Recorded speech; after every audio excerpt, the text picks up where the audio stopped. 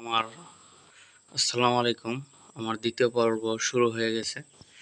তো কিভাবে সঠিকভাবে কোরআন শরীফ পড়া যায় সে সম্পর্কে এখানে আছে হরকতের ধ্বনি পরিচয়।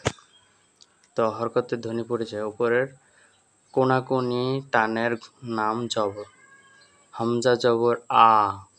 নিচের কোনাকুনি টানের নাম জের, হামজা জের ই। এখানে আমি আলিফের পরিবর্তে জের জবর পেশ থাকলে বলেছিলাম হামজা হয়ে যায়, তো আলিফের নাম আমি হামজা ধরলাম। আলিফ জেরি, হামজা জেরি, একই উচ্চারণ। তো সঠিকটা আমাদের বলতে হবে। উপরের এক মাথা গোলাকার নাম পেশ, হামজা পেশ উ। উপরের মাথা বাঁকাটার নাম জজম, হামজা পেশ উ। জের এটা পেশ আর এটা হচ্ছে জজম। জজম হচ্ছে কোনো কিছু অ্যাড করা, যোগ দেওয়া। জজম, তজদিদ এগুলো যোগ করে।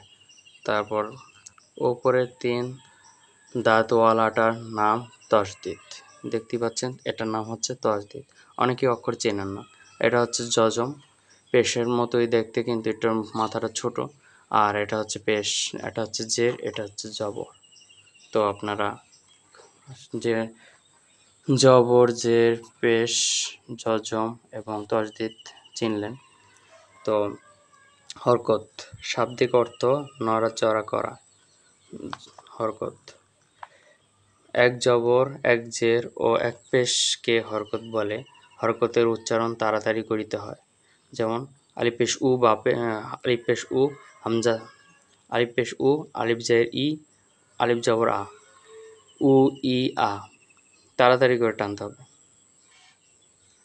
হামজা পেশ উ, হামজা জের ই, হামজা জবর আ, উ ই আ, হামজা জবর আ, হামজা জের ই, হামজা পেশ উ, আ ই উ। এটাই সঠিক। সবসময় আরবি অক্ষর হাতের ডান দিক থেকে শুরু করবেন। সবসময় আলিফ অক্ষর আরবি অক্ষর হাতের ডান দিক থেকে শুরু করবেন। হামজা জবর আ, হামজা জের ই, হামজা পেশ উ, আ ই উ। উচ্চারণের জায়গা পরিচয়। হরকতের সঙ্গে হাত রাখিলে হরফের নাম হামজা জবর আ। হরকতের সঙ্গে হাত রাখিলে হরকতের নাম হামজা জবর আ। তারপরে নিচে হাত রাখিয়া দুইটার দিকে দেখিয়া উচ্চারণ হামজা জবর আ। তো আজ এ পর্যন্তই। ভালো থাকবেন সবাই।